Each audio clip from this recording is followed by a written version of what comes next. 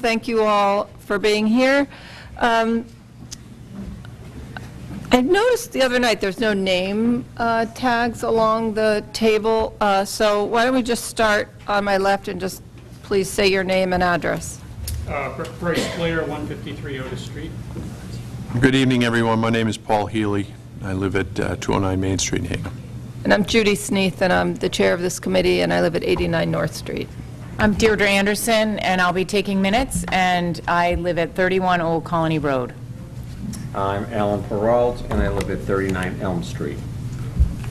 Tom Molinari with the Hingham Engineering Department. Larry Sylvester, Hingham Engineering Department. And we also have with us tonight Wayne Kiefner from DCI Engineering. So the first thing on our agenda tonight is procedural to adopt the meetings of September the 10th, which was included in an email sent to everybody by Carol Costello. Move to approve the minutes of September 10th, 2018 as written. Second. Second. Any comment? All those in favor? Aye. Aye. Thank you. So tonight primarily, as you probably know, because you decided to come tonight, we will hear the findings from the data that was collected during the pilot road diet, which we conducted in July of this year by reducing the number of lanes in each direction from Muzzy's Corner at George Washington Boulevard and Summer Street there, and Lincoln Maritime Center. So Wayne Kiefner is here with DCI, and he is going to go through what the data showed, and yeah. And after, once that's done, we will ask questions if we have any as a board, and then we'll open it up to everybody here. If you have any questions, we will welcome them. Thank you. This is just record, is a microphone just for volume also? It doesn't really. Okay, perfect. Well, sit up closer. I don't think it amplifies. I think you're going to have to sit closer. It's just for recording? Okay, I'll try to talk loudly. It's, yeah, unfortunately, There's plenty of seats. the microphones here are really for the television. So we have 3 rows of empty seats in the front. If you would like to hear a little bit better, we'll do our best to speak loudly, but if that's not working, please move to the front whenever you'd like.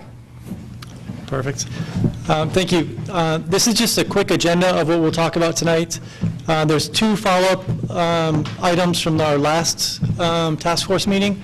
One was a discussion about potentially shifting the roundabout south, and the second was the potential of controlling the free right from North Street.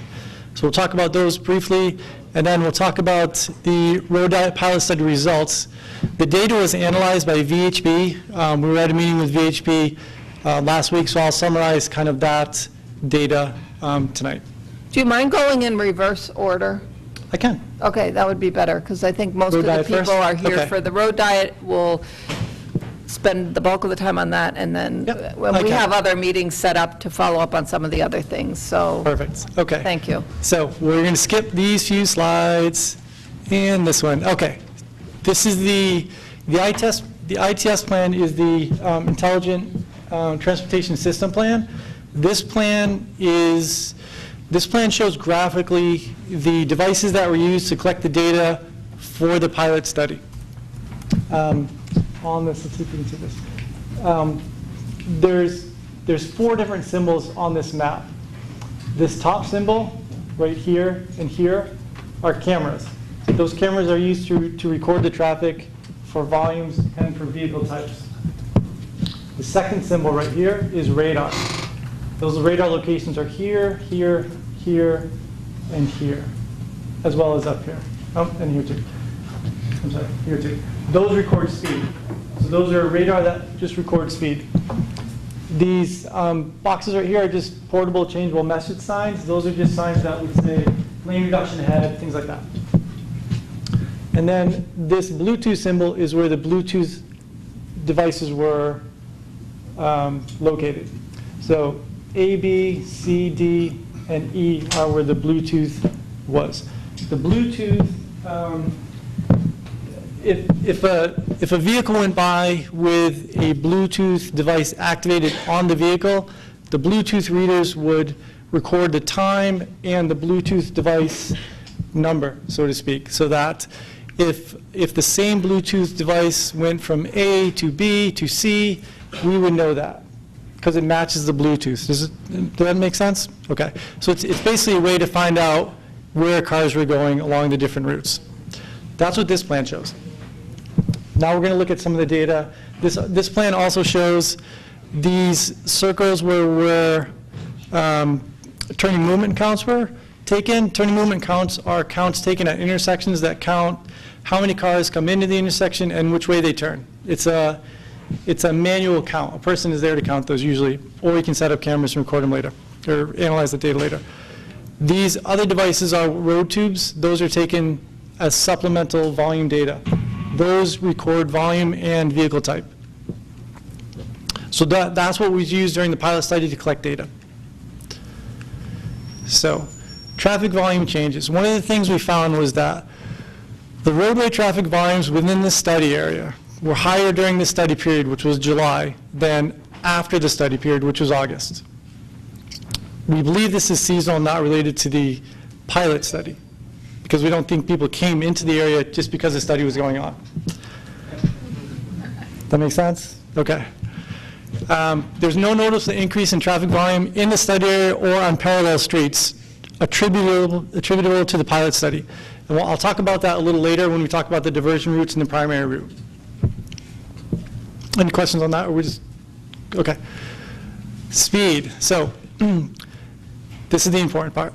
The speed is comparing the post-pilot study period to the pilot study period. So it's to find out how much people slowed down while the study was in place.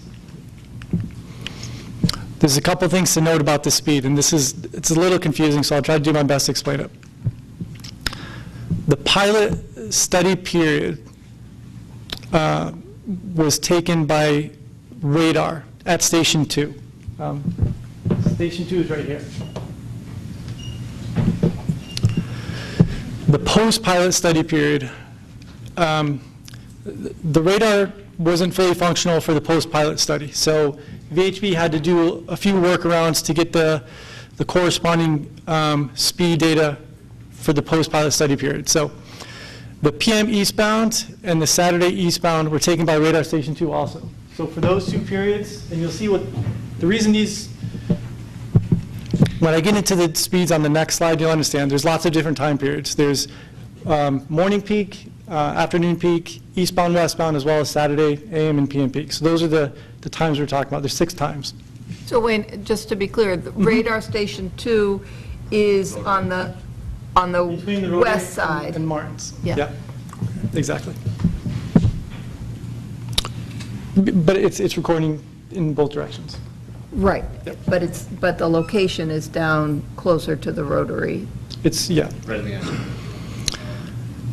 So PM eastbound and Saturday eastbound are taken by radar. The AM eastbound, PM westbound, and Saturday westbound were calculated.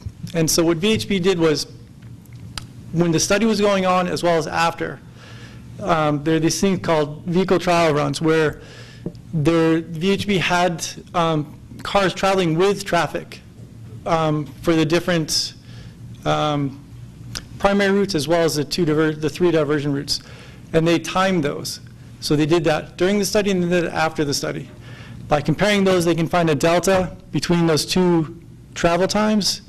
Since the road diet was the only difference in that corridor that they did those times are, they're attributing all of that delta to the road diet. Does that make sense? Only because the radar wasn't fully working at that location. I know this is confusing, I know. The post-pilot study period for AM westbound is calculating the difference in the Bluetooth travel times post and during the pilot study. So the AM westbound used the Bluetooth data.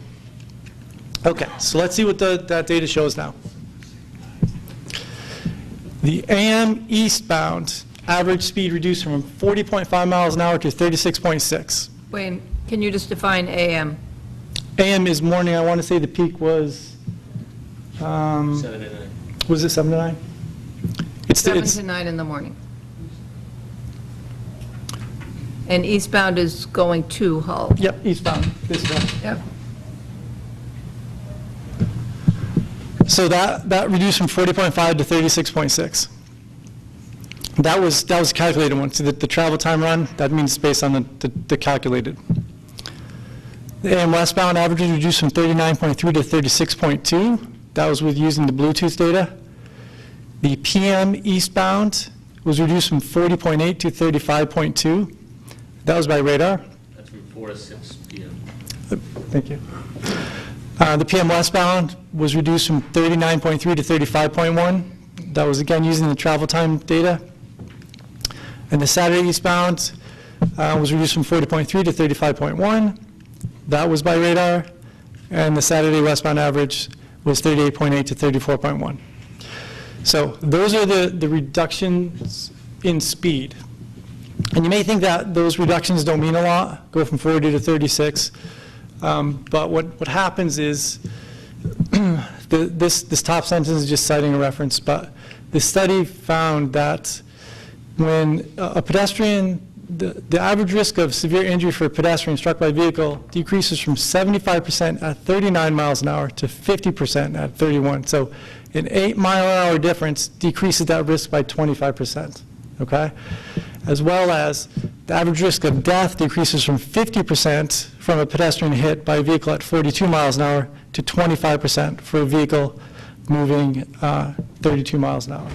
So those deltas in speed, even though they don't seem like a lot, they have a really big impact on injuries and deaths. What time was this taken on Saturdays? It was 10 to 6, 10 a.m. to 6 p.m. It's the full day. I believe so. Yeah. The full day, 10 to 6. 10 to 6 on Saturday. The weekday AM was 7 to 9, Correct. and the weekday PM PM is was 4 to 6. 4 p.m. to 6 p.m. And Saturday, 10 to... a.m. to 6 p.m. 10 a.m. to 6 p.m. Perfect, Can you thank talk a you. little bit, just explain on the calculation, you talked about the radar station 2 main point. I'm just trying to understand that. One of the concerns that you'll probably hear from a number of people tonight is just about the acceleration on George Washington. We're going to get to that. Yeah, So, but I just want to try and understand if the calculation's being taken prior to Martin's Lane, does that mean that these improvements in speed reduction are in that Martin's Lane area, or? So, you guys- how does your sure. So we'll, in the middle of George Washington? so the vehicle trial runs were taken from this point to this point, okay? And so, I'll talk about the diversion routes, but the primary route All the is way this to route. Wharf Ave. What we're calling diversion route A is this red route. Diversion route B, this blue route. And then C is this kind of orange route. They all start at the same place, they all end at the same place, okay? The pilot study area is this area in green. And radar station 2 is right here, okay? So what VHB did for the data that they couldn't rely on radar station 2, what they did was they took the total time that it takes to get from here to here during the study, as well as after the study. And since the only thing different before and after the study was this, that delta they attributed to the road diet. so Wayne, I think what he's saying is, well, if that reduction happened at that point, what happened at the other point? But what you're saying is that this is an average speed reduction along the road diet That's and right. not attributable to any particular location along that stretch. Exactly. So if there is acceleration in different areas, that would be accounted for because of their vehicle run. Does that make sense? Okay. So that was speed. Travel time for the entire corridor. So east of the Rotary and Nantasket Beach, which is Wharf Ave, along the primary route, Travel time was taken by travel time runs. I think they did 6 or so runs. Those were checked with radar data, and they were consistent. So the AM increased AM eastbound increased 0.4 minutes or 24 seconds, AM westbound 0.3 minutes or 18 seconds, PM eastbound 48 seconds, PM westbound 30 seconds, Saturday eastbound 24 seconds, Saturday westbound 30 seconds. This is logical because the speeds are reduced, so the travel time has to be longer. Okay? The primary route and the 3 diversions route, we talked about it just a second ago, but the primary route, Summer to Rockland to George Washington, the travel time ranges during the pilot study, this is the travel time for the cars that were in the moving along with traffic, range from 4 to 5 minutes. The travel time ranges post-pilot were 3.7 to 4.2. Diversion route A, which was this one in red, Chief Justice Cushing to Kilby to Rockland, back up to George Washington. During the pilot, ranged from 5.9 to 7 minutes, and post-pilot, 6 to 7.5 minutes. Diversion route B, this blue in here. Whole Street. Chief Justice Cushing Highway to Kilby to Rockland to Nantasket. Pilot study times are 7.4 to 8, and post-pilot 6.8 to 7.6. And then diversion route C, similar during the pilot, 7.8 to 10 minutes, and post-pilot 7.3 to 8.5. Those again make sense because you're slowing down. Okay, can you just stop for a moment on that?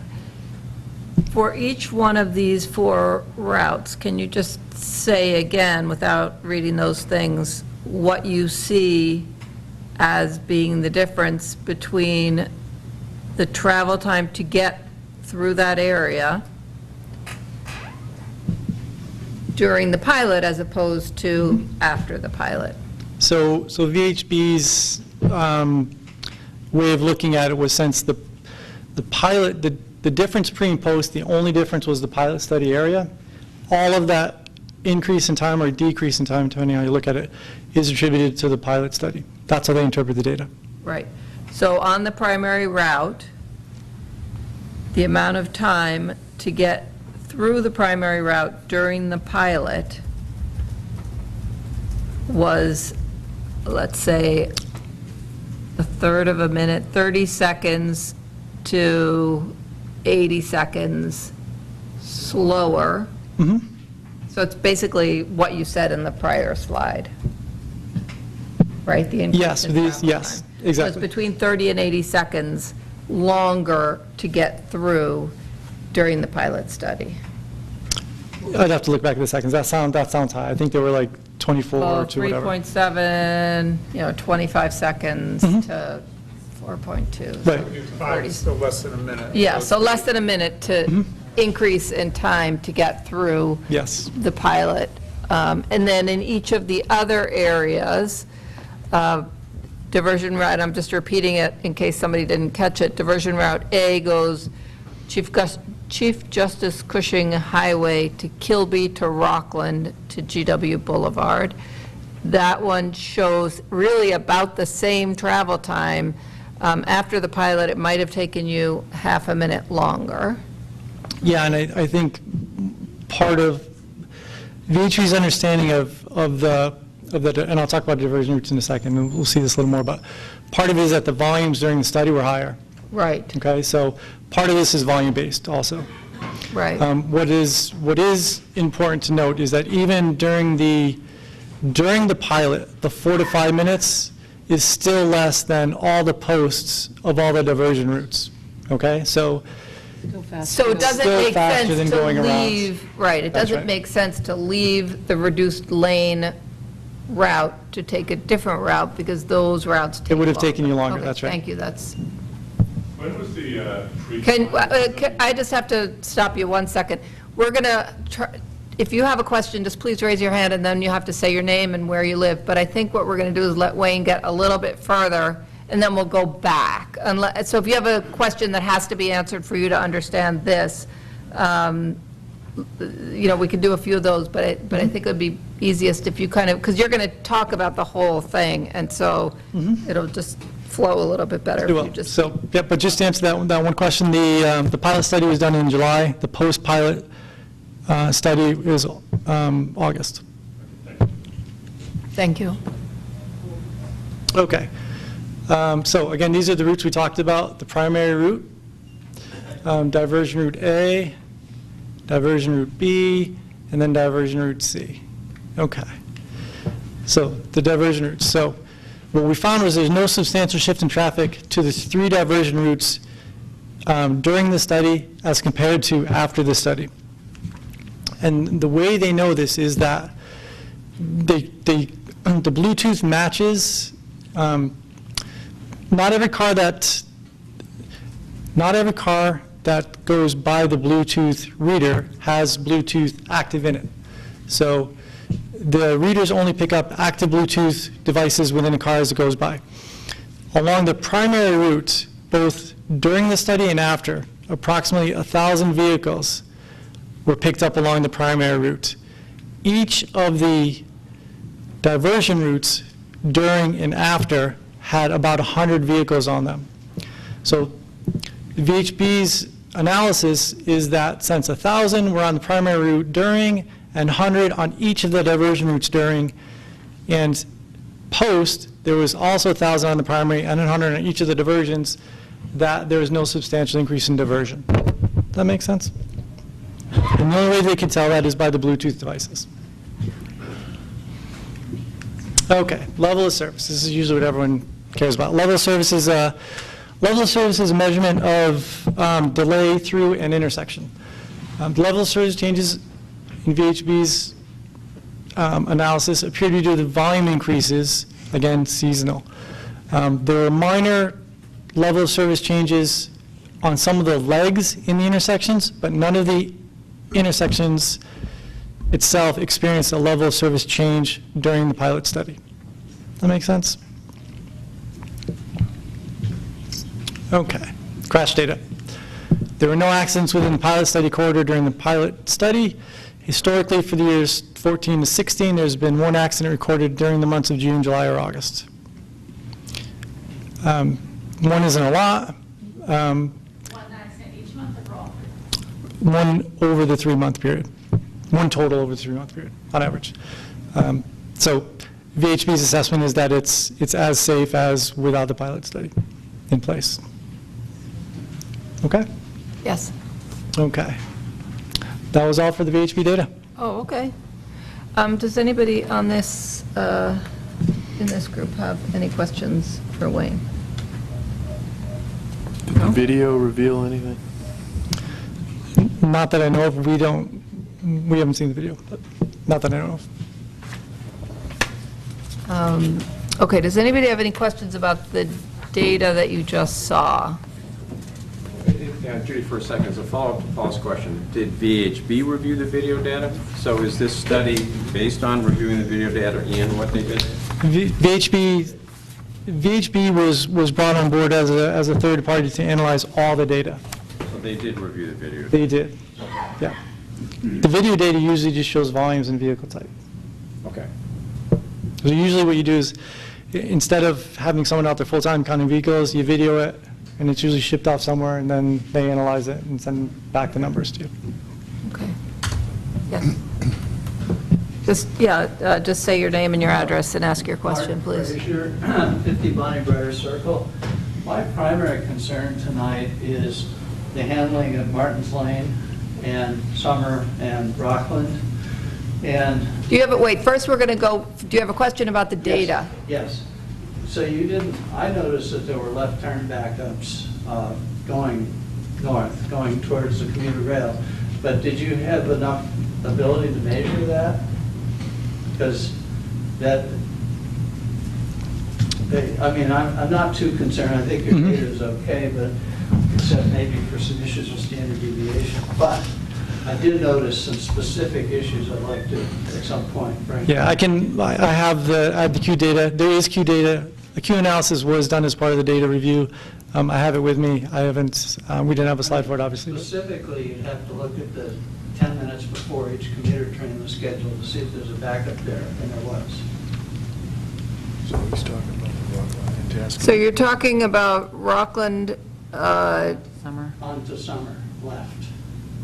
down at Muzzy's Corner or up on Summer Street? Making the left to get to commuter rail. Oh, okay. So left, westbound or left going? Westbound. Going towards commuter rail. But I'm just bringing it up. I Went think south on it's Summer something Street, easy to south. fix, but it was a problem. So was part of Okay. that stacking lane was taken away? Is that the issue? No, it wasn't Wasn't taken taken away. There's away. always a stacking lane there.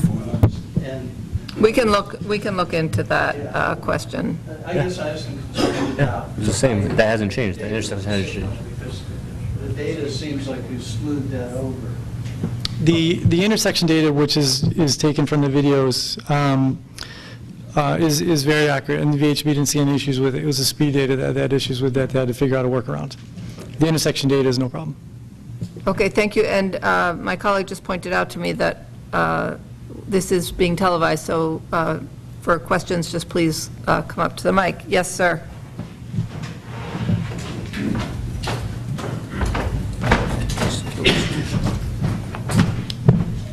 Madam Chair, members of the board, Keith Sherman, 104 Kilby Street. I understand that the average speed from the slides at Station 2 showed a decrease in speed. I get that. What I'm asking is, what happened at the other radar stations as it relates to the alternate routes? Was there an increase or decrease in speed from the radar sites at diversion A and B, which I believe is radar site 6, but I can't tell from the eye chart? And also, two-part, was there an increase in accidents in any of the diversion routes? That data, I didn't hear. Thank you. So the question is about the diversion routes. Is there a way to measure the speed on those routes, and any change in the speeds, and any change in the accidents on those diversion routes? As far as I know, there are no change in accidents along the diversion routes. The speed, I don't think VHB analyzed that, but I'd have to look. Well, can you go back to that, to the slide that showed each route? No, go forward. There. So travel times, so what they did measure, it looks to me, as the amount of time it took to get through. It makes sense that speeds are reduced because, well, that's also volume-based, though. So the diversion routes had no change. The diversion routes had no change, no physical change in the geometry, as well as they didn't go through the pilot section. So I think VHB's analysis is that the delta in time is a volume delta, because July had more volume than August. Wayne, looking at this chart, in every case, other than diversion route A, the speeds increased after the pilot period was ended. The times decreased, so the speeds increased. Yes. Diversion route A is different. Do you have a hypothesis of why that's different? Diversion route A, the time actually went up, which meant the speed went down post-pilot. Why would that have been? I don't know. We can follow up with VHB and see. Yeah, people aren't pissed. As a resident of that street, I can answer that. It's because they opted not to go through those cones, those delineators. Therefore, they took that alternate route and vastly increased their speeds going up that residential area. That's the answer to that. And as a resident living there my whole life, I can attest that those speeds are greatly increased, not to mention the truck traffic, which I think was difficult for them to get through the delineators. They realized there was an alternate route and still use that to this day. There is a 2.5-ton limit on Kilby Street, and we have active tractor trailers, Cisco, et cetera, the likes of that have to take up the entire street due to the height of the wires as they traverse that street now. Why would they go back now that they know there's an alternate route? They're actually using that. And if the radar gun was there, which it was, right? 6, why can't we get that data? I will find out whether we can get the data for you. And the other thing that I would just observe is that and maybe these truck drivers are different, the ones that go through Diversion Route A, but it takes less time to just stay on the primary route. In fact, significantly less time when you compare it to the differentials of all the other, pre and post pilot. It's much faster to go straight. So I'm curious as to why these Yeah, it's truck 30 to drivers. 40% faster to stay in the main route than to go through the diversion route. Yeah. So they may have been thinking they're saving time, but they're Right. not. So I think what needs to happen is a little, if I may turn to the traffic committee, is a little intervention on Kilby Street to set the traffic pattern straight, to Yeah, I give think- people disincentive for using that road. Yeah, I think it'd be wise for the traffic committee to take up the extra traffic and speed on Kilby Street as a separate issue, especially considering there's been no increase, according to the data, as far as volume of cars going down there. That would be a separate issue. Right. So how would we get it, how would we get that to the traffic committee? If one of the residents would just want to drop a line to the chief of police in care of the traffic committee, put it on an agenda and address it. Chief's right here. Why don't I just consider that done? Thank you, Chief. I was going to say, I could tell him. I'll write myself a letter. Okay. Thank you, Chief. That's the joy of community meetings, right? Right there. Okay, yes, please. Ed Roth from 15 Ringbolt. A question about the diversion traffic. Sorry, I'm sorry, what's your last name? Roth, R-O-T-H-E. Thank you, sorry. If someone diverted during the road diet to Kilby Street and is still using Kilby Street, did you test before? Or, so like, speaking for myself, after going through the road diet and dealing with the road rage, I discovered Kilby Street, if I didn't get caught by a southbound train, was faster. One street light. But it wasn't. Well, was for me, and I'm still using Kilby Street most of the time because it's more pleasant. So you may have been better if you had tested the traffic before this started. I still do most of my trips up and back Kilby Street to go down to the Rotary. Thank you. Watch out for the speed traps on Kilby Street. Sir. Keep it tight, Chief. Keep it tight. Hi, Sean Geary, I'm also from 128 Kilby Street. Sean, I'm sorry, what's your? 128 Kilby Street. Geary. Geary, yep. I just wanted to add one piece of evidence for the times. The speed, even though is much higher because most of the delay is actually spent making a left off of Rockland and then getting stuck in queue trying to turn off of Kilby onto 3A. So once drivers make a left onto Kilby, exiting Hull, they generally slam on the gas because there's a nice straightaway right there.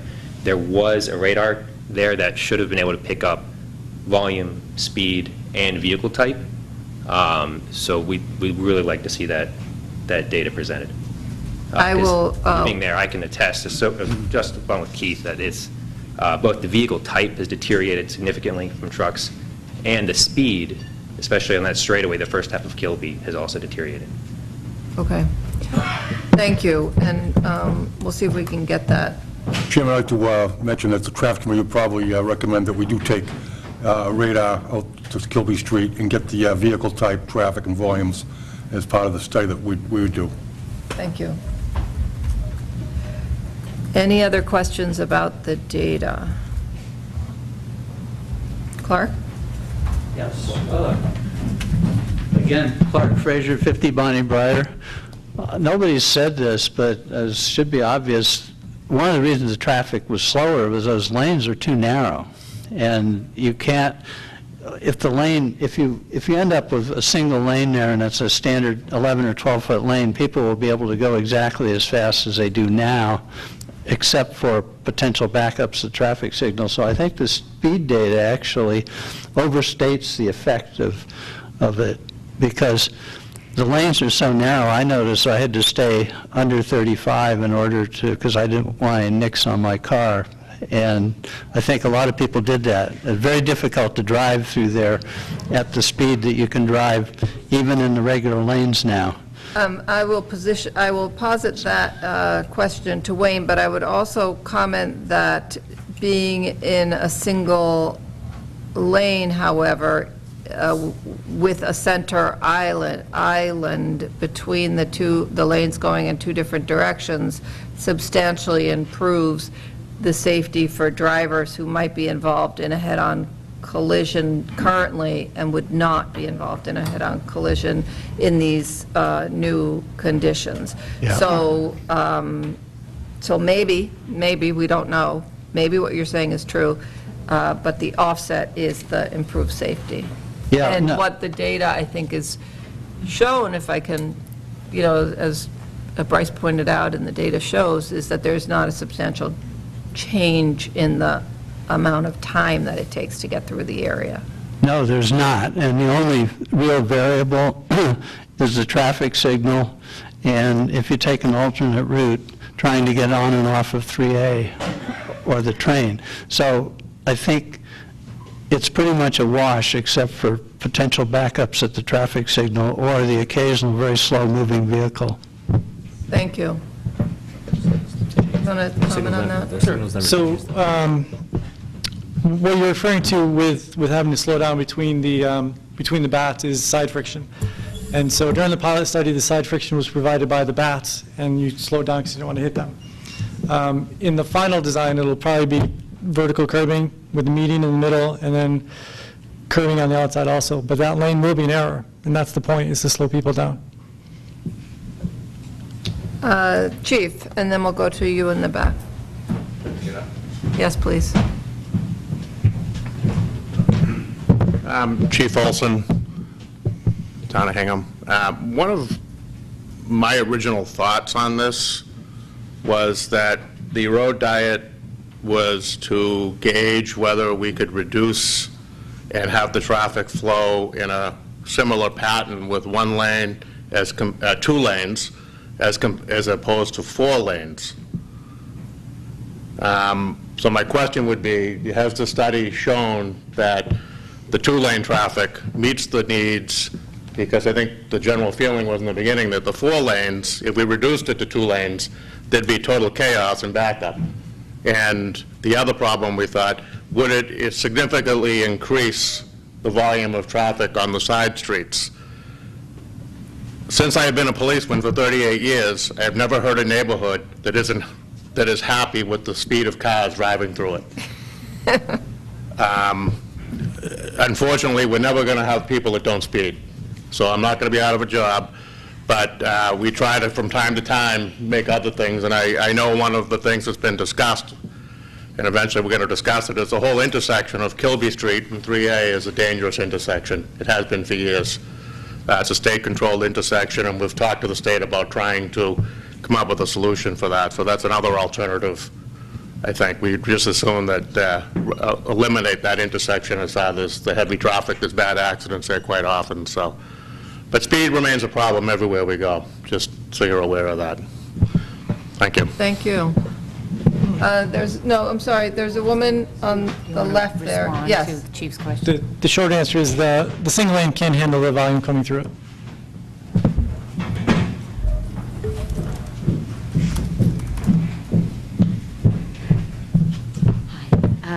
Mary Englander, 45 George Washington. Hi. So my question is, you have measured all the way to the light there, getting into George Washington, but so that created really a bottleneck. Did you measure the speed increase at George Washington as the bottleneck opens? So did you have a radar passing? No, at George Washington Boulevard. Not up higher. Going towards the courthouse? No, not up that high. So, just as a resident in that neighborhood, as that bottleneck opens, huge speeding, and we all live there with kids, and of course you'll hear from some of us over here, but that's a big issue that should have been looked at because it's a residential area. We do have speed over there. After the lights? Up on George Washington. Yeah, we do. Towards the- Before the courthouse, we do. Yes. Towards the courthouse? We do. Can we get that? Yeah, Number 5? we have those, yeah. So that's after the set of lights. And Where do you have that data just on that section? We analyze it part of this project, but that's outside the project. Okay, that's a good point, and I think we have to talk about that opening up of the bottleneck. If nobody has more questions about this data, but that is something that I wanted to, because I know it came up in your meeting on the 20th, and so we'll talk about that eastbound opening up of the 2 lanes to 4 to 2, 2 to 4 to 2 to open, and we'll talk about that separately from this conversation. So, yes, do you have a question? Ed Row, 15 Ringgold. Just, we've talked a lot about the times, but can I just double check? The time is starting in Hull, right? So if you live on Bonnie Briar, Meadow Lane, Ringbolt Road, that doesn't capture the experience. That's why I think I probably find the trip faster up Kilby, and probably my neighbors do, whereas it might not be faster from somebody starting in Hull, because there's a lot of road that isn't relevant to that. So the numbers don't capture the experience of the Hingham residents living. So what is, your point is well taken, and I think what I'm hearing is that we, as a result of this pilot, collected a lot of data along the way, not just the average speed going through, and that it would be a really great thing for the traffic committee now to follow up with these pain points that are being pointed out and to see what actually the speed is, going through those as opposed to the other areas. And is there a big differential? If the average speed going through came down to 36 miles an hour, but it went up or exceeds that in one area, then that would be an area where we would have to pay some attention. Yeah, it's really just encouraging not to use those numbers as the result for everybody who lives in the town who went through this, because Correct. There's that Correct. stretch on George Washington Boulevard that I never go on, past the courthouse, is very fast and makes a big difference. Well, it's like an People- airstrip Yeah, once you get down If you live in there. Bonnie Briar, Meadow Lane, where I live, it doesn't matter. So So my travel, our experience is not captured by these numbers. Correct. Yeah. And back to kind of why we did this was, what Chief Olson pointed out was, can the roadway accommodate a safety improvement redesign? And so but as a result of showing that it seems that the roadway, that the volume on that road can accommodate this redesign, we have collected data that now I think we should look at, right, to kind of address these problem areas along the way. Thank you.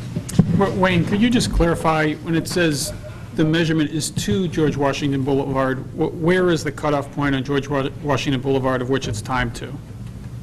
Is it at the light at Muzzy's Corner, or is it at the by the courthouse? Or in Hull. The routes, for comparison purposes, obviously have to have the same origin and destination, Yes. right? And so the origin was the rotary to this intersection. For all the routes, primary routes as well as the diversion routes. When you say that intersection, just clarify what that intersection is. Wharf Ave. Wharf Ave. Up at near Yep. that. Okay. Yep. Somebody who hasn't asked a question already, yes, ma'am.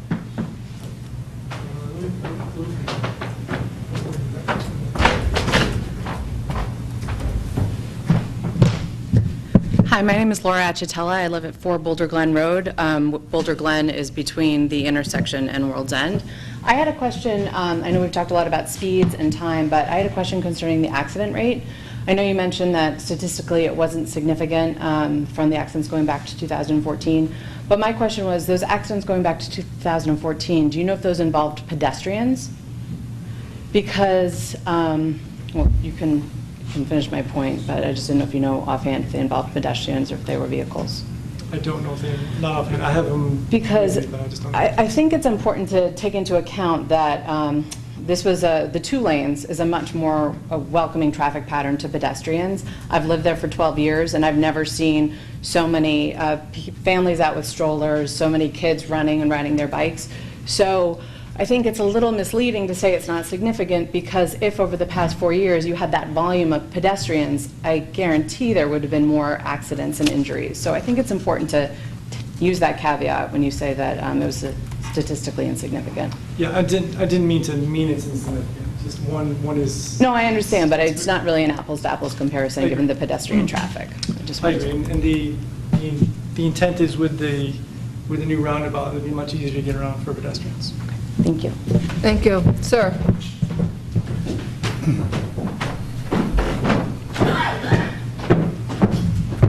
Hey, good evening. Ben DeLue, 115 Summer. So I think I'd be remiss if I didn't come up and say my driveway dumps right outside of the point on your map there where you're recording the speeds. And from a subjective, qualitative perspective that I can offer, and I echo the sentiments that was just provided, pulling out of my driveway with my 2 young kids in my car felt much safer. And the chief made a fantastic point that no one's ever going to be happy with the speed of their locations. But I can say that during the test, it was the first time I felt safe pulling out of my driveway. Safer. So, safer, thank you. Yeah. And I understand that this is all a risk, and we can only mitigate risk by doing things like this. And then from so that's the subjective point. For you, I will ask, are there any, you mentioned standard deviation of your information, your data, are there any concerns about the way you measured speed?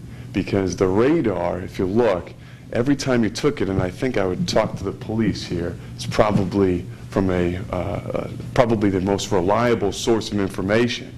And I want to add, and the types of vehicles that have Bluetooth installed and the ages of people that can afford those vehicles is significant.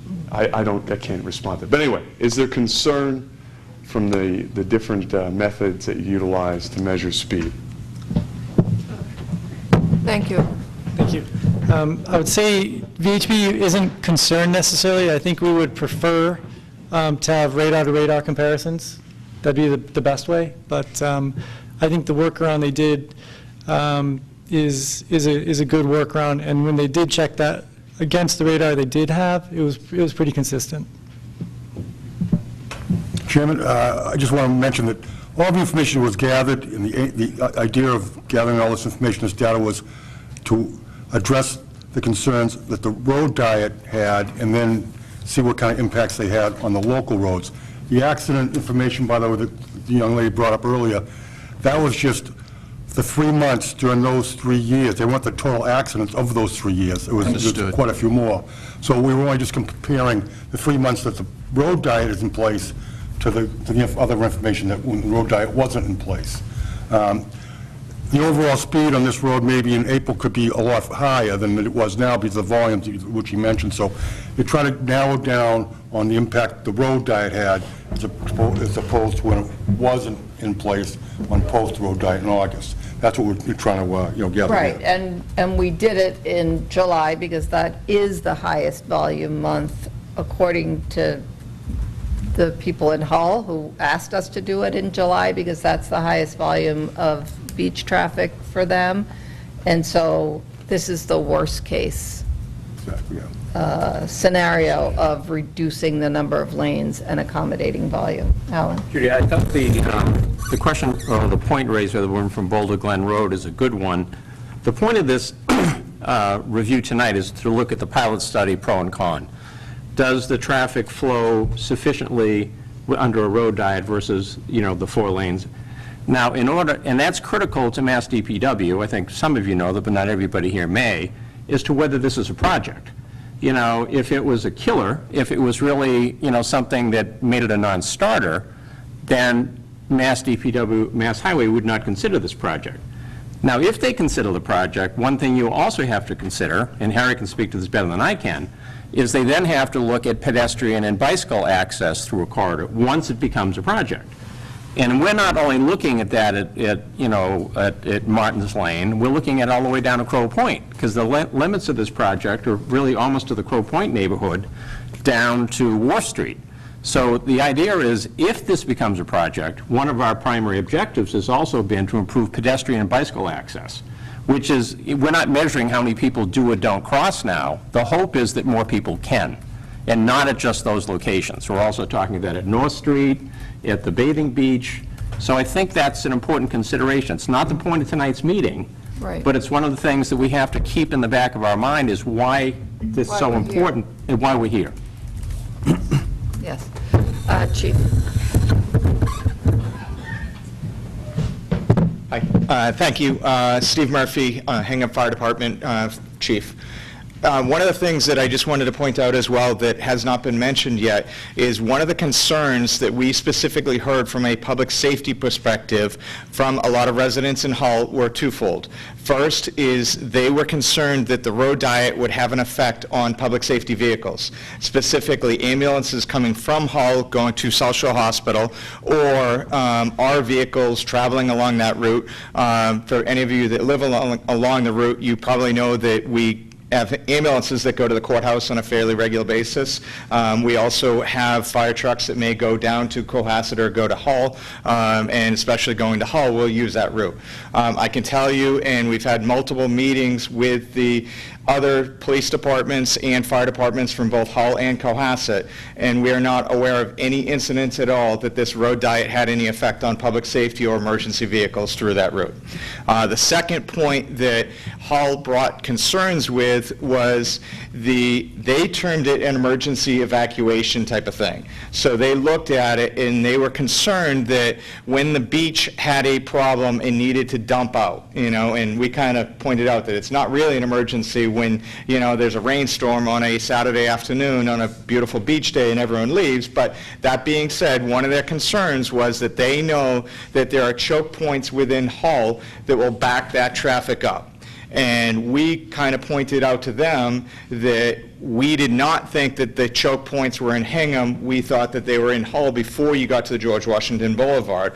But we are curious to see if the road diet would have any effect on that and would add another choke point and actually see traffic backing up on the boulevard. And again, we're happy to report that that did not happen. So from both perspectives of evacuation and public safety, the road diet did not prove to have any detriment to it. Thank you for reminding us of that, because that was our primary concern in going through this. Yes.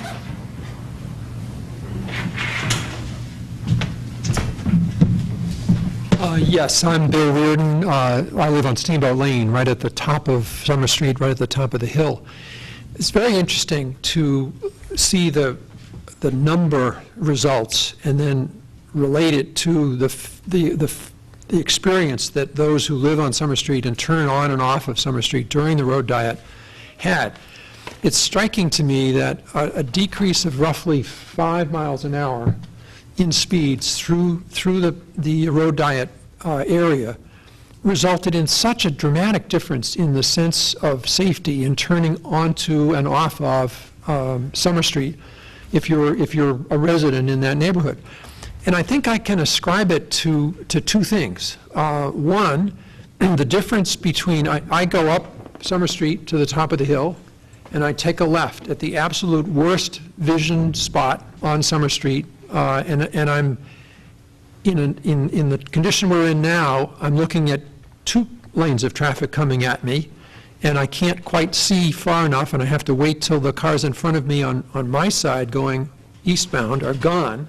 I will not turn until I have an absolute clear path. So there's 2 things that happen. 1, people are driving on average 5 miles an hour slower. 2, they're not driving, the 2 lanes are not coming at me, it's a single lane of traffic.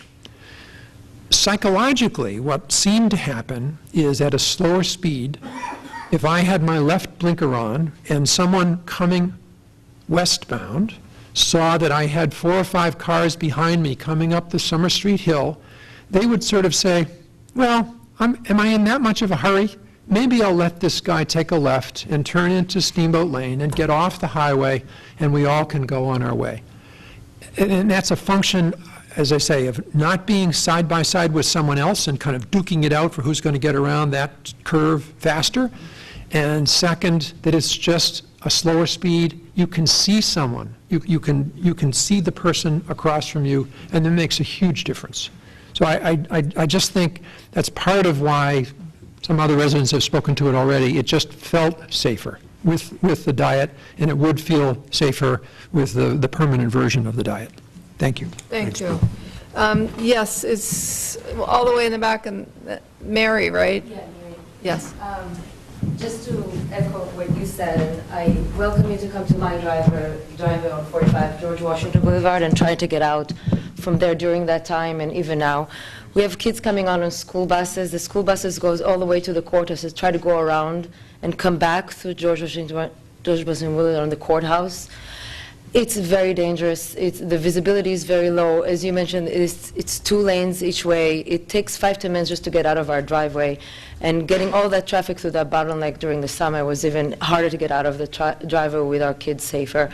And I worry about my kids in the school bus. I tell you, I wait on the edge of the driveway, and I watch. I look at the bus coming back. I'm worried my daughter's on that bus, and there's going to be an accident one day with that bus going back from the courthouse. I think a rotary could be there, but... That's another project. And to tell you, this project has been in the works for so long that when this project started, your house wasn't built yet. So it just gives you a little context for how long these projects take to move along. Yes.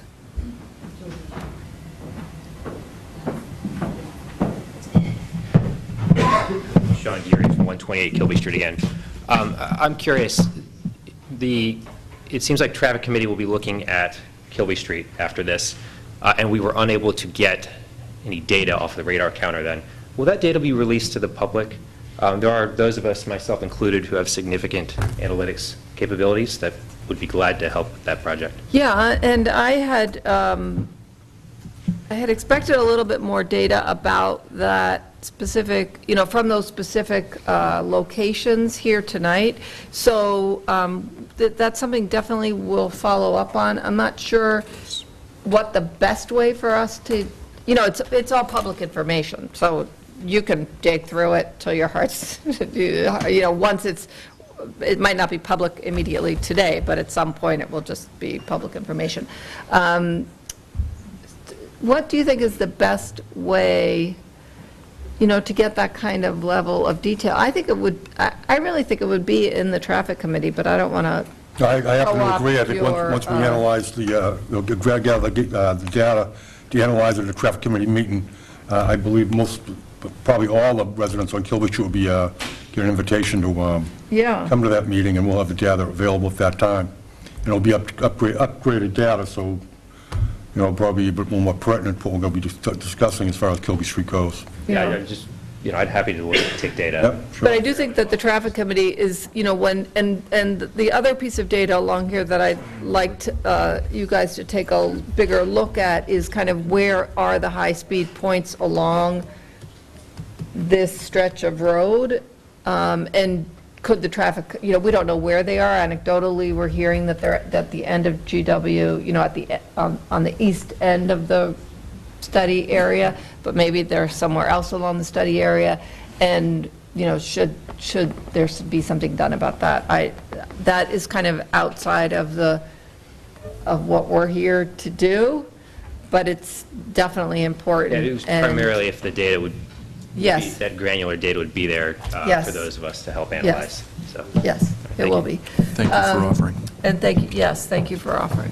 So we'll have to figure out kind of what the best approach is to getting that in a usable format. And Well, the police department can use their radar to gather that information over time. I can't do it like that, and then, if whatever data we collect on whatever roads are requested, then we'll review it and analyze it and see what the best course of action would be to take. yes, but we have some collected that is not here tonight that we can just summarize, right? That we collected during this study. Yeah, we'll see what information would be pertinent to some of those roads and see if there's been any change when we get that information. Okay. So are you telling me that when I drive really fast down Lincoln Street and the little thing lights like that, it's recording my speed? It can be. You can ask the chief. I know that does record it. Like this data is being In fact, I think collected. we have a camera in that, we get you all. Yeah. There's certain information we choose not to release. Just so everyone knows, that is not just a flashing light. There's a lot more going on there, so. Does anybody have any questions about the data? Because then I do want to talk about the east side of Martins Lane. Clark. Clark Fraser again. I wanted to go back to the diversion route and just point out again the obvious, that if you go on Kilby Street, I live on that stretch, you have only one traffic light. The problem is, I think, anecdotally, that the traffic light at Muzzy's Corner and the traffic light at the top of the hill at Martins Lane are not well coordinated. So I almost always have to stop at one of those lights. And I observed, and I don't know whether it's pertinent here, that most people during the study seem to stay in one line going through the signal rather than going into two and then trying to merge again going down the hill. And I think that that's very important observation, because I don't believe that we should have a merge and a demerge and then a merge again. This is on the east side of Martins Lane. Yeah, this is Yeah, going we're over gonna the get to top. Okay, that's a separate thing. That's where the main thing played, and I had problems. The only time I ever got delayed by this is when we got backed up so far that we couldn't get into the left turn lane trying to catch a commuter train, and that's the other issue that I want. So I think coordinating those signals, doing something at Kilby and, the Kilby Street intersection with 3A, but if those signals are coordinated, there'd be less traffic on Kilby Street. That would be my bottom line. Okay. And is that coordination something that comes out of the traffic committee, or does that something, I know as part of this road diet, as part of this improvement project, we would probably, That's controlled by MassDOT, but the reason why I don't believe they're coordinated is because the lights in both locations are cued by a loop that's under the road. So if there's no traffic there, the light will stay green longer and not turn red till another car approaches from an intersecting street, so it's very difficult to coordinate those. Like Martins Lane is, cued by cars coming out of Martins Lane, the Summer Street residential area. so they have, They have loops in the road that are sensors that will cue the light. both of them do. Yes. Yeah, but you couldn't interconnect them. That can be done now. Well, no sense of stopping a red light at Martins Lane and having a green, a red light at, green light at Rockland Street, and then turn it green if there's no need of turning it red up at Martins Lane. Wayne, do you have You know what I some, mean? do you have an, I think it's partially trade-off, because I think certainly coordinated signals will push more volume through, but I think the downside is it'll probably pick up speeds also. So sometimes it's good to have people stop. So. yeah. Okay, well, thank you. Now that we've understood the data, the one piece of the road design that observations from, and you guys know better than I because you were there, from users in Hull, from drivers in Hull, and that was expressed to our staff at that last meeting, was from the traffic light in Martins Lane to Rockland Street. And what you guys describe as that kind of wash of, cars going from 2 lanes to 4 to 2, there was jockeying for position, and then once the 2 release, there's this kind of speed out of there. And so... So there were kind of 2 sections of road diet, right? There was a section here, and then the section up here.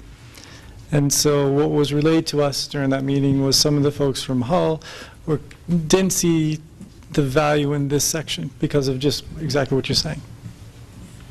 So what is your sense of where we should go from here? I think I spoke to Roger Fernandez today, and he said that you guys would be looking at modifications to that. Yeah, and part of it's a discussion with DOT because they're going to pay for the work. So if DOT thinks the safety aspect of having full road diet the entire length of the pilot study is more beneficial than than not, then that's what they'll push for, and that's what they'll want. I think most of us think that the critical part of the road diet is through the S-curves, and that's where the real speed reduction is going to help out and the safety improvements would come. So I think we're open to either, and I think it's a discussion with the towns and with DOT. But Wayne, just to clarify, are there not three options? The current, which is 2 to 4 to 2, or 2 the whole way, or 4 the whole way? There is a 3-lane option that we could look at also. And is So it 4 options. Yeah, what would the 3-lane option would be? 2 lanes out of Hull, probably. 2 lanes out of Hull? Yeah, we're looking at keeping the road from Rockland Street to Martins Lane to 4 lanes, provided we could probably get a center island all the way, well, most of the way through that stretch. And then also, we also have an option to possibly have a turning lane going up that, but I think that would be probably lesser of the two. The layout looks like it can providing the layouts gives us the right width and the right location, not kicking too far to the right or to the left, but that has yet been to be drawn up. They haven't had much time to work on that, so that's just being considered right now at the last moment, and see if we can get a quick plan up and see if something might work. We have, this is just on a practical nature, we have a meeting on October 4th to prepare for a meeting with the Board of Selectmen on October 9th, and a meeting with the Town of Hull on October 10th. Is kind of a visual of what these options are and kind of a workup of the preferred option possible by October 4th? Yes? Okay. So on October 4th, we will talk more about the section of this road from Martins Lane to Muzzy's Corner and possible alternatives to what you saw on the road during the diet. Does that make sense? One thing I'm not hearing is, the option I want to see is 2 lanes from Muzzy's Corner all the way to the Rotary, and just turning lanes at Martin's Lane, so there is not 2 stop lanes going straight through, because so they eliminate one emergence. That's what the capacity is. I mean, is that an option? Or can you add that? That's a question for you, Wayne. Oh, you don't have to answer tonight. We can look at that. We wouldn't normally do that unless the volume of turns, left turns, were warranted that, but we can look at that. Okay. So my takeaways from our conversation right now, and Deirdre, you probably know better since you were taking notes, was could we get the data from Kilby Street and get that to the traffic committee and go forward from there? There was the data the speed data along the whole road diet at the different points that we collected speed data. Is there a way for us to see what the differential is? Tonight we heard about the average speed through the whole diet, but if we had a radar at the beginning and another one up towards Muzzy's Corner, what was the difference? What did you see there? And it would be good to know that. That data is going to be incomplete, because that second radar is what they had the issue with. Oh, okay. That's why they had to do the workaround part. Oh, okay. So, but is there some data available that would be useful? There is some. It's somewhat inconsistent on that one radar, though. But as a standalone look at what the average speeds are in that area? No? That data is somewhat inconsistent. So you could look at that data, but it may not reflect actual correct values. Can you just point out where the location of that radar was? Wait, can you point on that one? Wait. Please. So, this is the radar that was fully functional the whole time, of which we have the good radar data from. This is the one that data was used for in those 2 movements that we talked about before, but in the other movements, it was unreliable. Okay. So then the third thing that I wrote down was the turning lane onto, going to the train station? And was there a change in the queuing observed? Is that something that we can get a hold of? You had that level of service data. We have the queue links for that. Yeah, so I think that that's another piece of information that we should hear about. So. Do you think there's a one on the left here? I think it didn't change. No, Those available queue links did not change. Oh, they that didn't? intersection wasn't changed from the pilot. Oh, okay. That's why there's the sense that you went from wide to narrow to wide, because those didn't change. The queue lanes. Excuse me, the queue lanes did change.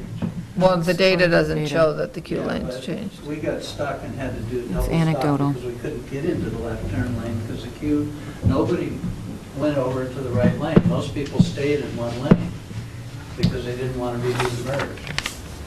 In fact, I can show you that one lane would be faster than two lanes. Okay, so we'll talk about that at our next meeting on October 4th, when we talk about the design, the potential design. Yes, ma'am, in the back, please. Can you come forward?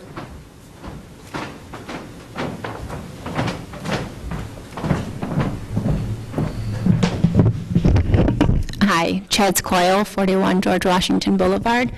I just want to know if there's a final option that also includes that section past Muzzy's Corner, which includes those 8 houses on George Washington Boulevard, which also house 11 children, that 5 of which get on the school bus at this point. So I've only heard about up until Muzzy's Corner. Right, and I would have to talk more to Roger about that. My understanding, and Roger wanted to be here tonight, but a family emergency came up, so he wasn't able to be here, so I'm sorry about that. But my understanding was that this, as I said, this project has been a long time coming and started prior to those houses being there, so it would be difficult to extend it. May I just add one thing? So I spoke with Pamela Hasner today, and she informed me that this process is a very long process. And while it did start a long time ago, it's still not decided yet. This is still in the proposal phase. So we still can add sections on, and that is a very small section.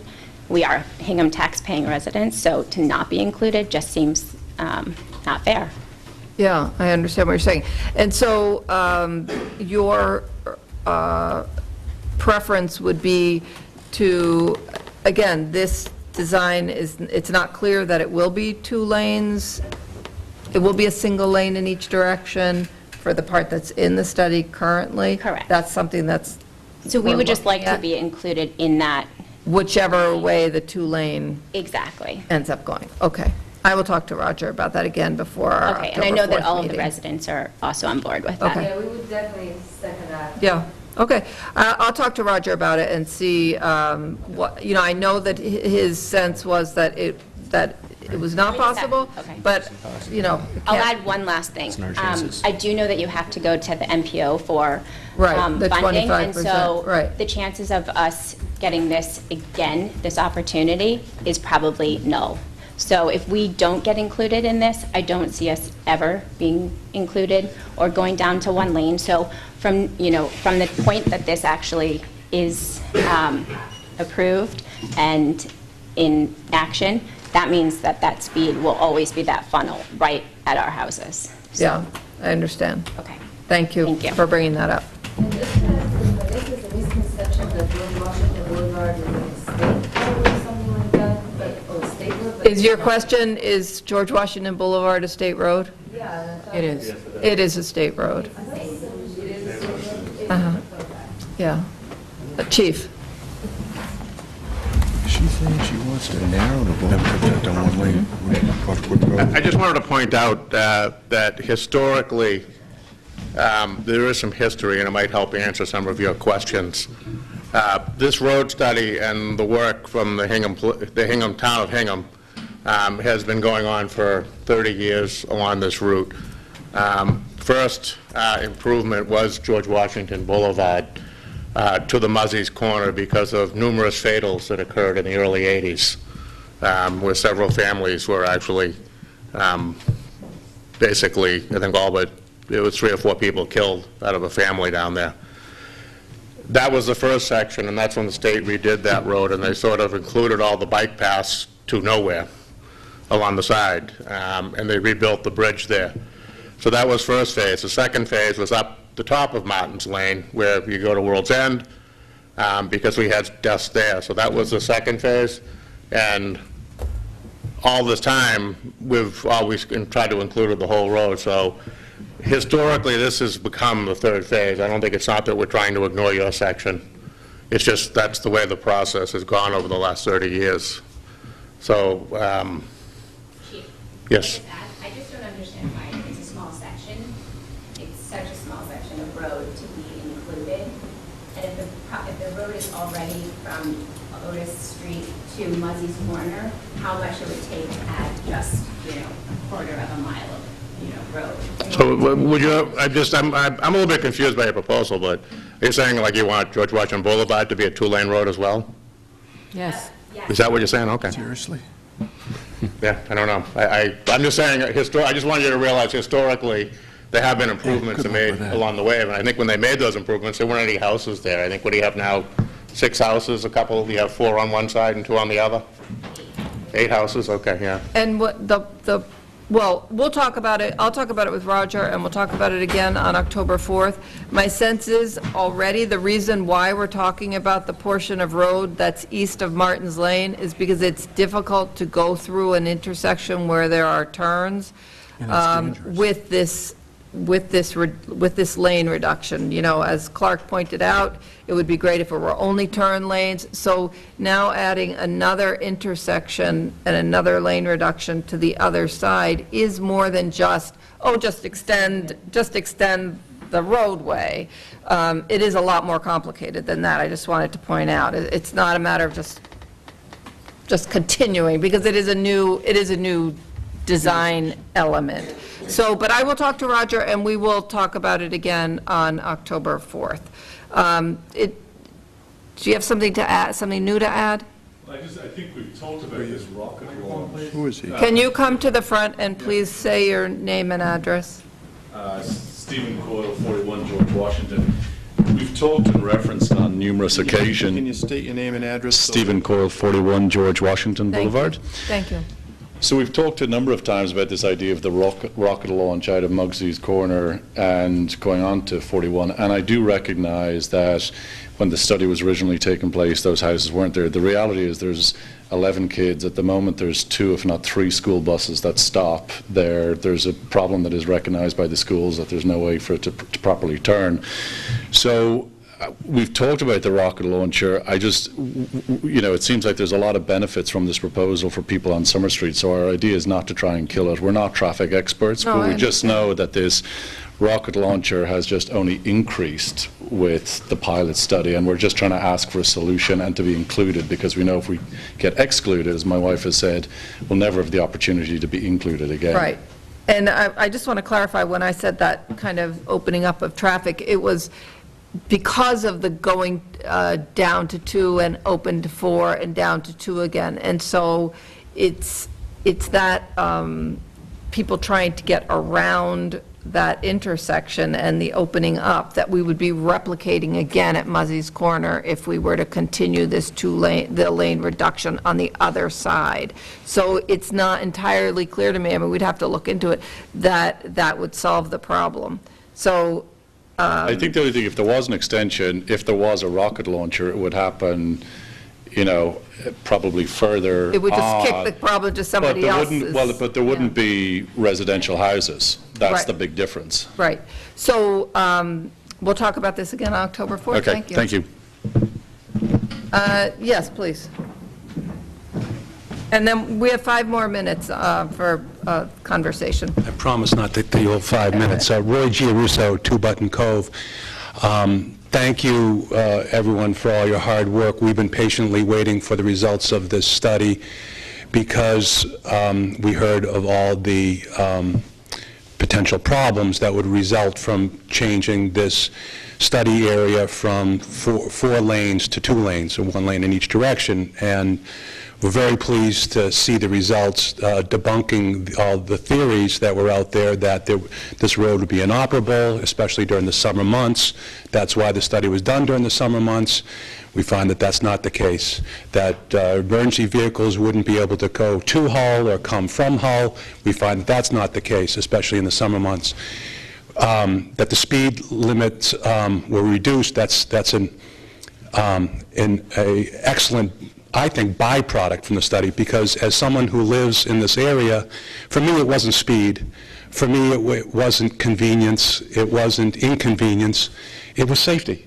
And the idea is the reason why the study was located where it is because these 4 lanes going from the Rotary up to Hull and back the other way, and anyone who travels there, whether you live in Hull or you live further down on George Washington Boulevard, if you travel on that road, you take your life in your hands because of head-on collisions. Right. And so the reason I thought that we were looking at 1 lane in each direction was to prevent head-on collisions. The beauty of what we see is you can do it. You can put this road into 1 lane in each direction and not have all the problems that people were suggesting you might have. That allows for safety for everyone. There was a mention about pedestrians. We have the fantastic byproduct of putting the road 1 lane in each direction, of having a median, a permanent median, that will allow for no head-on collisions, and we're going to allow for major sidewalks dotted with telephone poles along the way, so that we can get to the beach and back from the beach for everybody, whether you live in Hull or don't live in Hull, or you're on George Washington Boulevard, or you're on Kilby Street or Rockland Street. So I'm not saying we shouldn't talk about expansion, but this area has to be done the way that was the idea was first floated, and that was single lane in each direction. Right. Thank you. Yes, sir, you are our last question for the evening. Art Miles, 1 Button Cove Road. I think what the road diet showed us, the same as Mr. Reardon said, coming out onto Summer Street is much more friendly. It makes it much easier, and you don't take your life in your hands when you're pulling out there.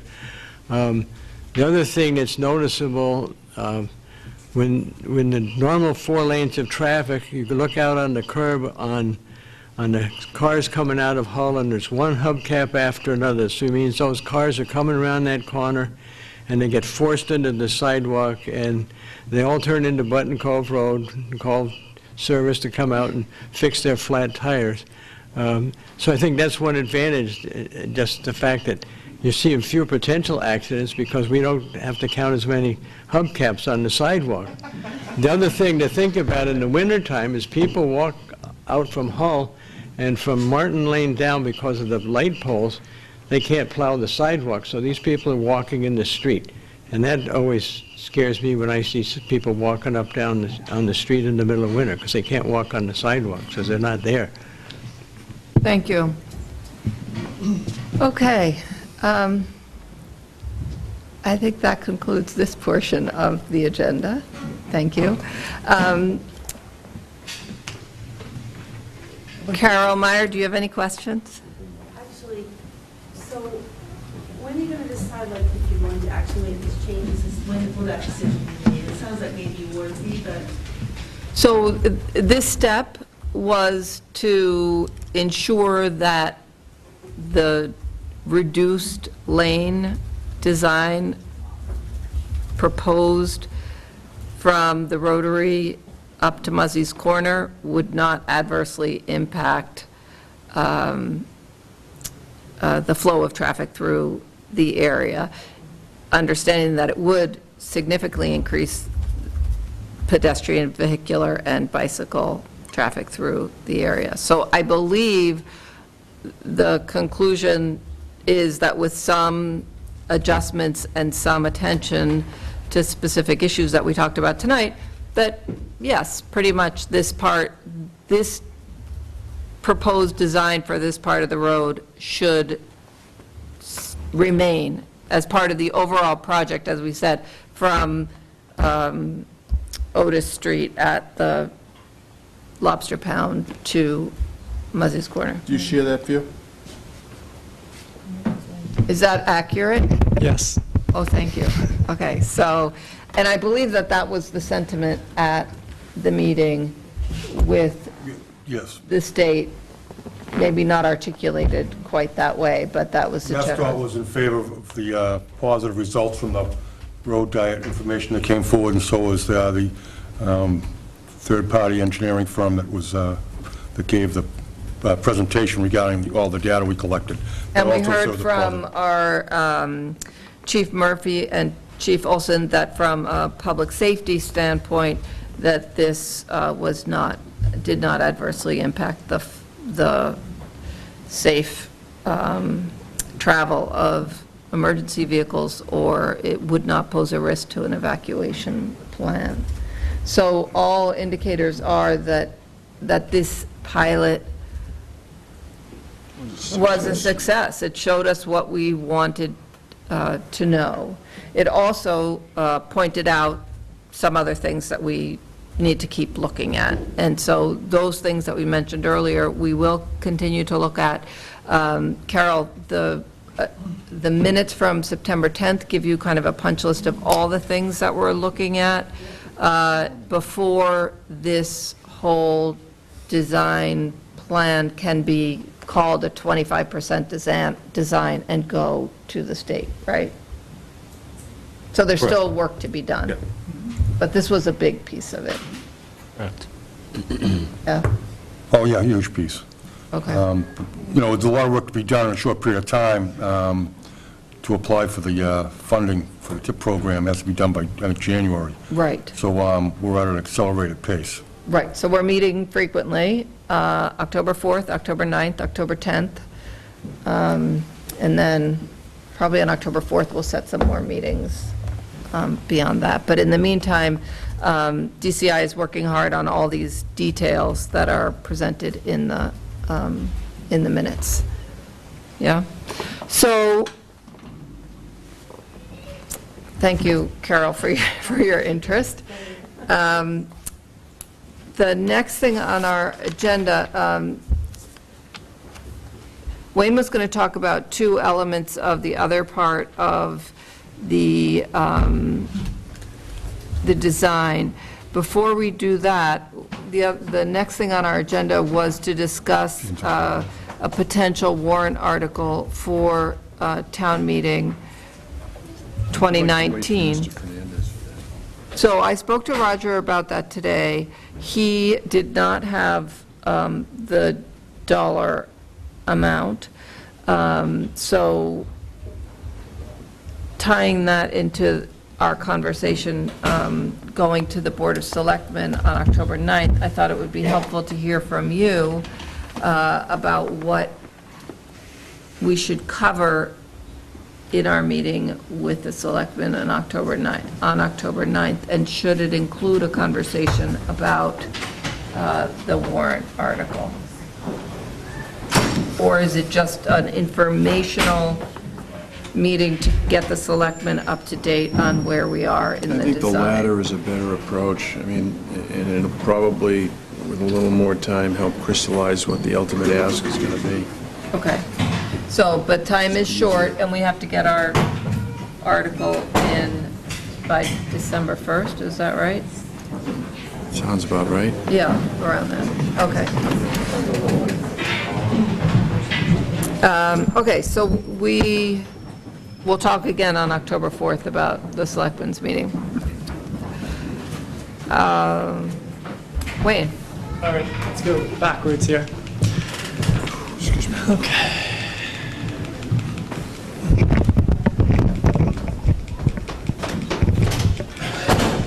Okay, so, do you want me to wait a few minutes? Do you want me to wait? Okay. We're going to take a minute break. Oh, I do have a question. On October, it's a question for Paul. October 10th, we're going to have this meeting in Hull. I cannot be there. Roger can be there. I was going to ask Paul if he could be there. Paul and I went to the original one. And you were there, right? Chief Murphy and Olson, can either of you go to the October 10th meeting in Hull? I'm planning on it. Oh, you are? Excellent. I wouldn't miss it. He was our spokesperson the last time. He was our spokesperson the last time. And I have to say, it was great having all of the public safety people there from the 3 towns kind of speaking as one. So thank you.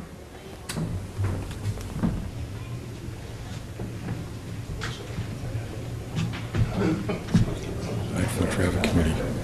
I'm going to resign. Me too.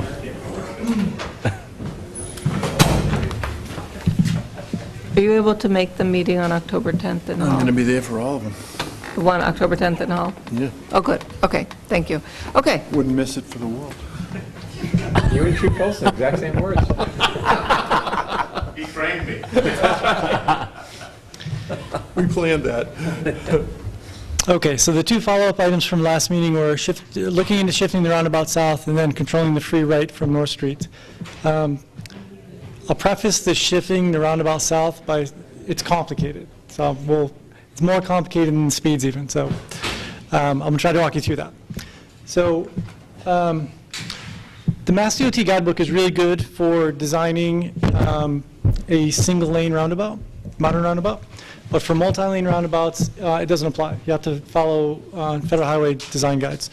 For roundabout design, there's a few really important criteria that we'll talk about. It's not all of them, but it's a few.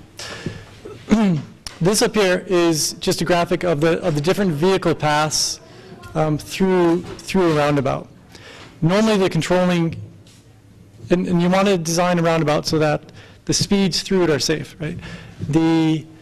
Usually the controlling movement is this movement right here, the one in blue. There's 3 important radii that are part of that.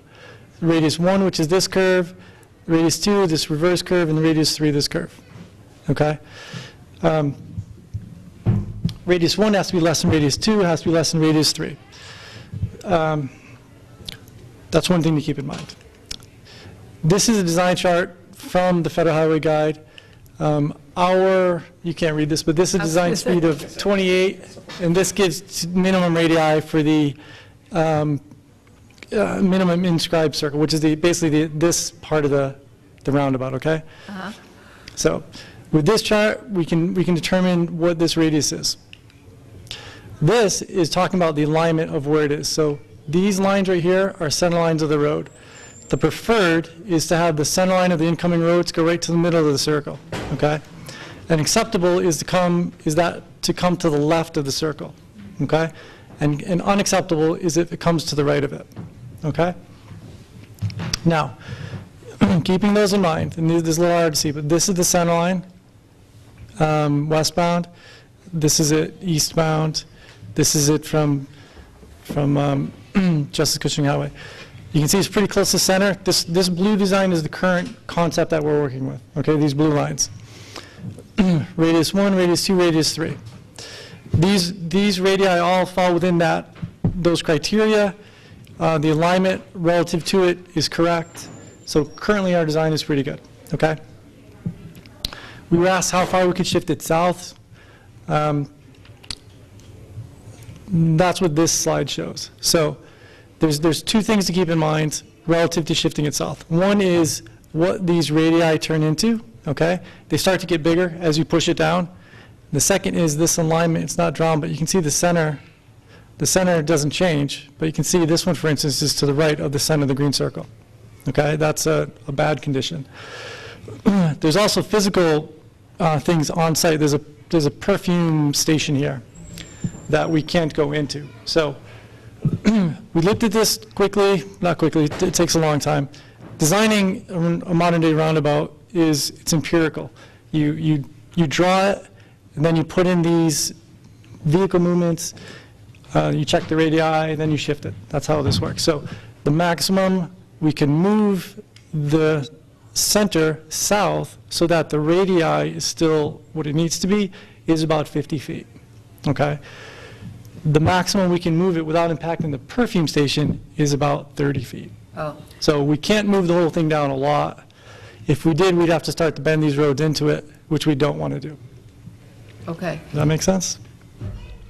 Did your thinking on that affect, or have you not, well, we'll talk next time about the bottom left corner of this. It's, yeah, obviously, That the more this gets pushed down, the closer these all get, Yeah. and the worse condition that is. Have you talked to the gas station? We have not yet. We've spoke to the gas company about, possibly moving that. The main? The, Some of the gas station. He's talking about the gas station, and you're talking I about think the you're talking about perfume natural station. gas. In this turn of the circle. Yeah, but you're not talking Not about sewer, it's moving the main, natural are you? gas. The gas main itself? Yeah. Well, that's a regulator station that could be moved at the cost of $500,000. My understanding is it adds an odor to it, so that if there's leak, you can smell it. So that's a natural gas I can't smell it. perfume station. Okay. And what was the impetus of trying to shift it south? Yeah. Where did that remind us? I think when you look at the right-of-way, it's a little hard to see, but it's in red here. Right now, we're kind of uptight against here, so I think the intent was just to capture more of this. All this down here is public right-of-way. Almost push it down into that right-of-way. But by doing that, these Route 3 coming into it is just, it's not aligned anymore. Okay. So are you, but you said you can move it 30 feet south. 30 is the max before we would impact that. 50 is the max based on the radii. But what I think we want to be careful of is we also, those alignments, we want to make sure, right? So this through movement doesn't want to be a straight line. You can see this blue movement from our current concept. This green one is much straighter. Is that green? This, on the converse, is much longer. Is the green a 50-foot adjustment or a 30-foot adjustment? The green is 30. Is the 30. But you don't recommend the 30 based upon the geometric implication? Exactly, because I think we want to keep this aligned as best we can. When it's aligned like this and all your legs come to the center, kind of all these travel routes kind of equal, versus having one be very flat and one be dipping way down and around. Right. That makes sense. Now, even in the roundabout design, are we picking up space on the water side anyway, regardless of shifting it? Yes. As far as open space and access to the maritime center along the water? Okay. Yes. So can you go back to the proposed, can you put up the green circle? So which one are you designing? We haven't been given direction yet. Our concept is the blue one right now. Our concept plans are different than our design plans. For the 25, for instance, they're not the same, so. But what we're hearing is, while you can shift it south 30 feet, you don't recommend shifting it south 30 feet. And in any event, as Alan mentioned, we do pick up extra real estate on the water side anyway. We do. These lines up here show this is the current outside edge versus this blue being the proposed outside edge. So you do pick up space there. And you might, and actually the green one, as far as like Hingham Maritime's concerned, if that's coming from Hull towards North Street, you may allow people to go somewhat faster through there. Yeah. On the green scenario, correct? Right. We didn't fully sketch out the green, but what is good with the blue ends, you can see we have a little bit of a dedicated left turn lane there. Even with the blue. In the blue, that's right. What I'm saying is, as far as people getting out of there, people Exactly, will we'll be traveling through there at a quicker pace as I'm trying to pull out of Hingham Maritime. That's right. Yeah. But Wayne, the islands that are on the south end, that are coming out of Green Street and coming out of Chief Justice Cushing, those seem so far in, I mean. So these are only the blue islands. We didn't redraw all the islands. It's a lot of work. So we just shifted the circle and did the vehicle travel path in the top one. Okay. To explain why you think we should stick with blue. Yeah. Got it. Just to answer your question, this came about because we were looking at different alignments for Green Street. Yep. That's why. Okay. But based with the gas station, access and everything like that. So. And that's an open question still. Yes. But based upon this work and this discussion, is there not a consensus to keep it at the blue? I mean, We're still looking at that. I don't think it's been looked at thoroughly yet. Yeah, we still have to Wouldn't dissect you that a want to, little though? Wouldn't you want to? Stick with the It's a blue. better design. Stick with the blue. Safer. But are we ending up there because the gas station is configured poorly? I mean, are we so restricted by the fact that that gas station can really only be accessed by vehicles coming in from the east? But if you take the bump out of the mean, roundabout, you pick up the speed, don't you? Yeah. Right? And In one direction. So problematic? if it were to drop down, this movement is faster, and then this one is slower, because you dip down and around it. Yeah. But it sounds to me like you guys in the engineering department need to do some more work with We do. DCI, and that it's premature, and it's a bigger conversation, and we should just wait. Yes? Yep. Okay. And what's the second thing? So the second one was controlling the free right from North Street. Can I just ask a question before we move on to the next? Sure. If you could just,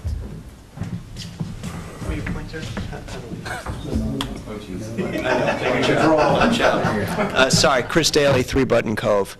So just in this area right here of the discussion of moving the rotary south, just for the history, Mr. Peral will probably remember back in the early days when we discussed it with the Harbor Development Committee, the thought was this land right here, although could potentially be used by Hingham Maritime for additional parking, but that land is state land, correct? But the thought was that the state would give it to us and basically say, hey, you guys take care of it, you can have the land. Is that still what we're thinking here, if we did shift this rotary? We could be thinking about that, but Master over the final say, which they haven't stated. Exactly, so we don't know. No, correct. Okay, thank you, that's just what I want to clarify. Yep. Thank you. Yeah, but you don't want to pick up parking at the expense of safety, right? yeah. That's Right? correct, yeah. Oh, yeah. Okay, just checking. Okay, thank you. Welcome. So, and the other one was controlling the free right onto North Street. So, from North Street, I'm sorry. So we did model this scenario where, so currently the free right from North Street is a slip lane. It's uncontrolled, there's a yield, but it's basically uncontrolled. The concern came up that if we could control that a little bit, that would free up some gaps so that people could turn left onto Water Street, okay? So we did model that as a stop control. Let me make sure I have this right. We modeled it as a stop control so that that movement wouldn't be controlled by a signal, but they would be able to take that left after a stop on the, they just would. So most of the time it would be when the signal is red for 3A, and it'd be the left onto North Street, the free right, there'd be no opposing traffic, so they could easily get out at that point. And the other one was when the North Street is taking the left. So those two traffic signal movements, as well as in the gaps, because it's only stop controlled, is what we modeled. Does that make sense? No. So tell me, I understand what you're saying is happening on 3A. What's happening on North Street? I approach, I want approach and there's a to stop turn sign. right. Mhm. Oh, there's a stop sign. Stop sign. So a yield is replaced by a stop sign. That's right. So currently, it's modeled as it currently is, with just a yield, which no one really yields. So it's a free right. The next level of control we could put on it, you could do a flashing light, but it's not going to do anything, is stop control. So that's what we modeled. There used to be one there. I've heard that. When we did that, the queue is a couple hundred feet, and it backs up past Mill Street for the 50% queue. The 95% queue is back like 500 feet, so it's way back on North Street. With a stop sign? Just with a stop sign, that's right. That's Because unbelievable. how could that be? The volume slipping right? Because you don't have to stop. Currently, you don't have to stop. So you can. When you advance it to the slide, you get a better view when you look at it. Oh, sure. That's the Slides back. at the very end, yep.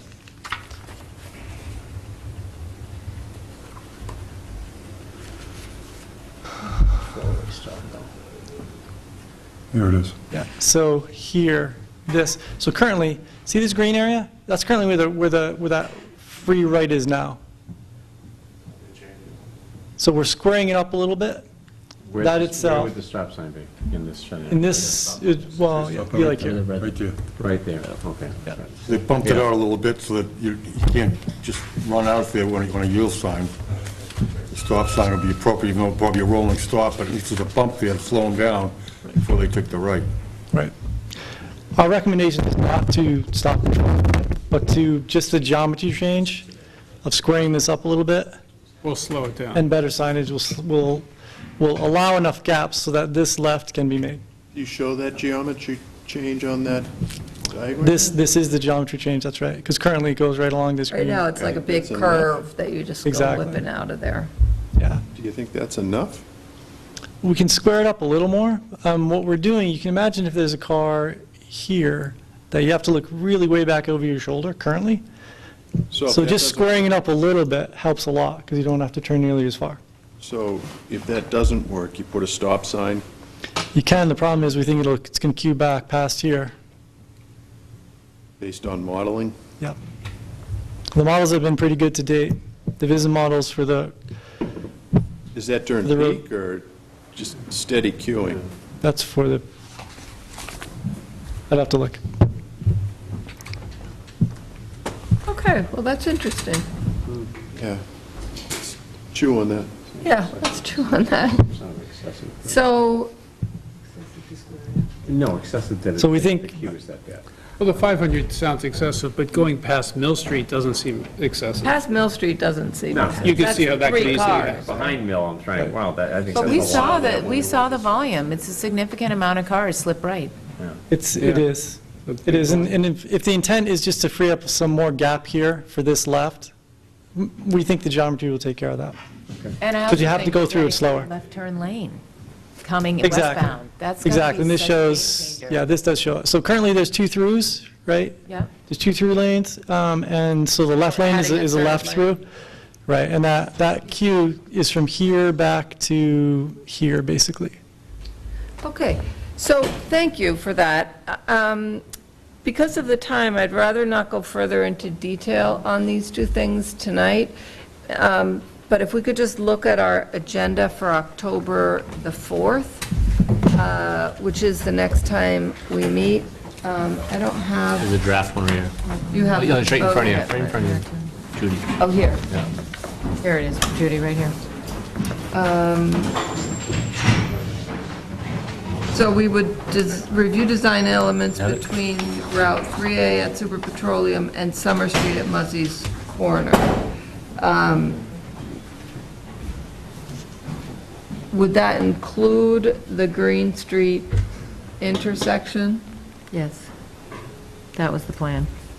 Okay, so we wouldn't talk about this again until after, because it's not top urgent, right? But getting this, so we would talk about the gas station, and we would talk about the east of Martin's Lane. Martin's Lane. With a goal of reaching the same consensus that we did on the other segments? Is that? Yes, yes. That we fundamentally agree, there are these few little things that still need to be worked on, but that they would like to go ahead. Right. Yeah. Yeah, in order to the 25%, yeah. And then we would prepare a presentation to the Board of Selectmen and set our next meeting after that. Okay. Does anybody have any questions about the process? Thank you all for all your work you're doing this. I really appreciate it. Well, you're welcome. It's a pleasure. Yes. On the Martin Lane, will there be any? I'm sorry. Will there be any more need to do modeling on that stoplight? Because I'm not sure. I mean, the data captured the flow, but I didn't see much detail on what happened at that light. And I'll talk to Roger about that, and we'll let you know at the next meeting. Okay, thanks. Okay? Thank you, clerk. Anything else? Move to adjourn. Second. All those Wait a in minute, favor? are we Oh, doing wait, a no. discussion of a potential warrant article for town? We already meeting? discussed that we were going to push that off.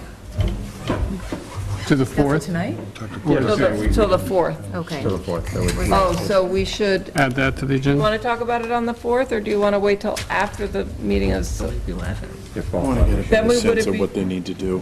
Okay, so we're not going to add it to the agenda on the 4th. We're going to put off the town meeting warrant article until after our October 10th meeting in Hull. Okay. Discussion about the guy who's The numbers is here. Yeah. Any other discussion? We are adjourned. Thank you. Thanks to everyone for coming. It's really important to this process.